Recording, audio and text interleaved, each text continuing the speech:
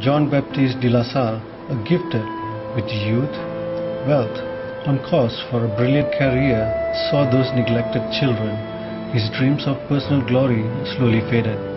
His heart was touched and he reflected, "These are my brothers, they need me." With complete trust in Providence, he opened little school, recruited helpers, shared his life with them. He inspired them a sense of identity of mission. Working as a team, they form a community and call themselves brothers.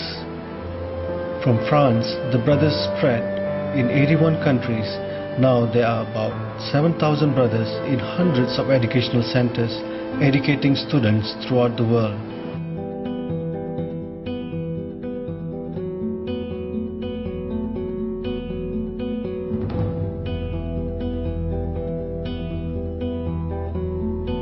The retirement of Brother Paul Ho brought to a close a 157-year presence of the Lasalle Brothers in Malaysia.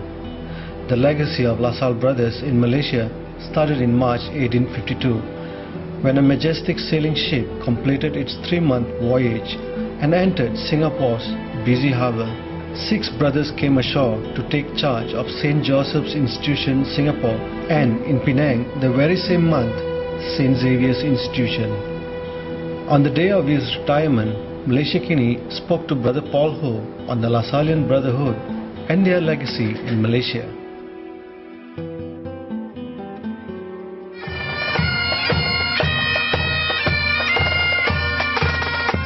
Actually, we were invited back in the 1800s. We were invited by the French Catholic priests who already started small little schools in Singapore and in Penang, those days under the Straits Settlement, and they were just simple schools that just taught literacy, reading, writing, and surprisingly, it was all done in Bahasa, in Malay language as they call it, because that was the language of the natives, and so they were teaching all in Bahasa. Literacy, there was no examination and all. Then later on, when the Colonial Office took over the administration of the Straits Settlement, that is when they invited Reverend Hutchings to come and start a proper school with a proper British curriculum. That's how free school started. So the Catholic priests got worried actually that Catholic children are going to a Protestant school. At that time, Protestant and Catholics, there was still quite a lot of uneasiness. So the French priests, at that time, the brothers in France was already very well known. And so the French priests ran over to France to ask for brothers to come over here to take over the schools in the Straits Settlement.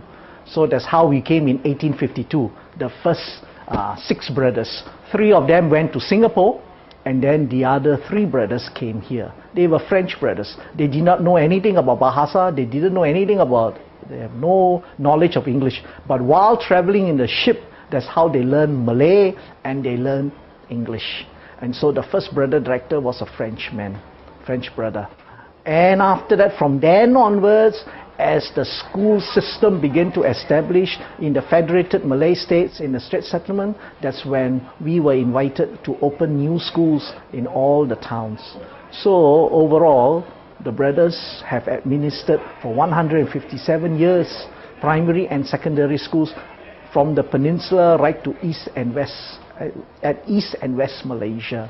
We are here at the service of the students, young people, and especially the poor. When we talk about the poor, it's just not poor boys who have no money, but rich boys can be also poor in terms of emotional poverty, intellectual poverty, you know, with all the distractions of computers and all. They're not studying, they rather play computer games. We need to help young people to focus. That's all St. John Baptist Lasalle are his brothers, that we become brothers to our students.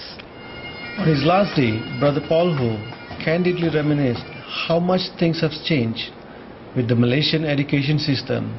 He affirms that the legacy must prevail to keep the sense of belonging to the many students it had touched.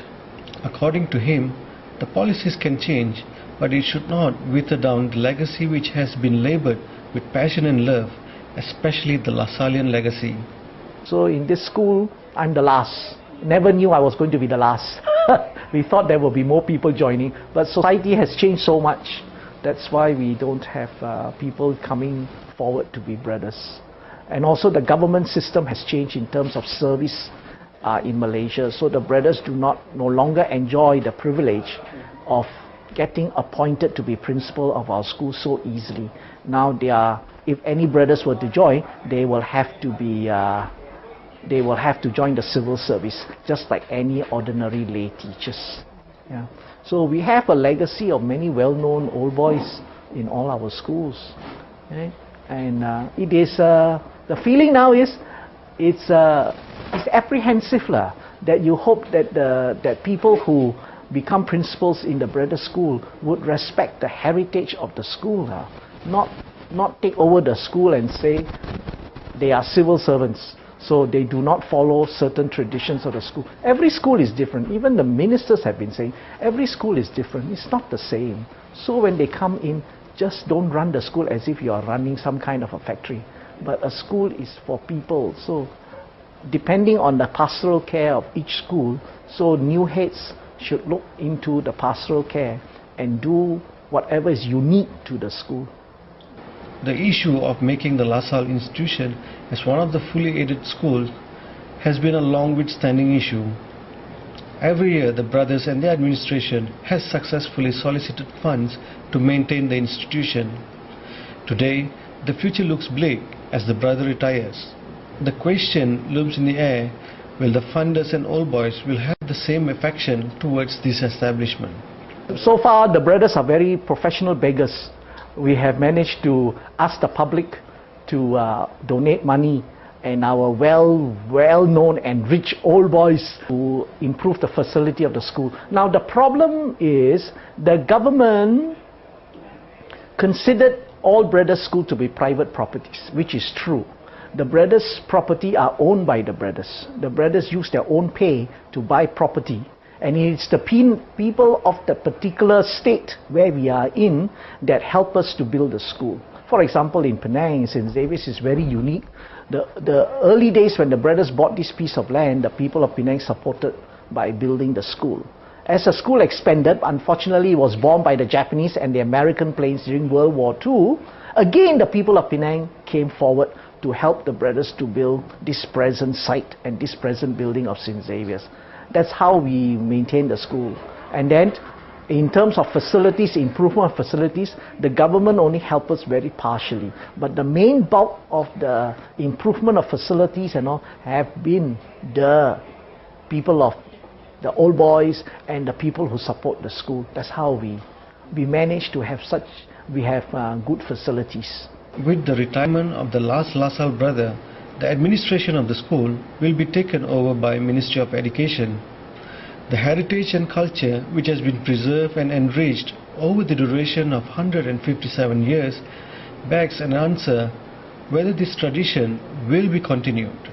It's just that as long as people are there to remind them of what Lasallian culture is. Why my only worry is this, where like for example, like St. Xavier's, when I'm gone, old boys and supporters of the school feel that, oh, there is no need to support St. Xavier's anymore. That I hope they don't think that without a brother, their donation will go astray, or there will be CBT cases, because they donated money and they cannot account for it. There is no such thing now, because we have all the what we call the guards for all this against all this abuse. There shouldn't be any case. But we need now the old boys ever more so to come forward to safeguard the culture of the school. And if they feel that a lay principal have seemed to have watered down certain things, the culture and the heritage, then they should say so, rather than stand back and let it water the culture down. So now it's in the hands of the old boys. Yeah. But the brothers are still around. I mean, retiring, getting older and older. Now we are more or less getting ready to die.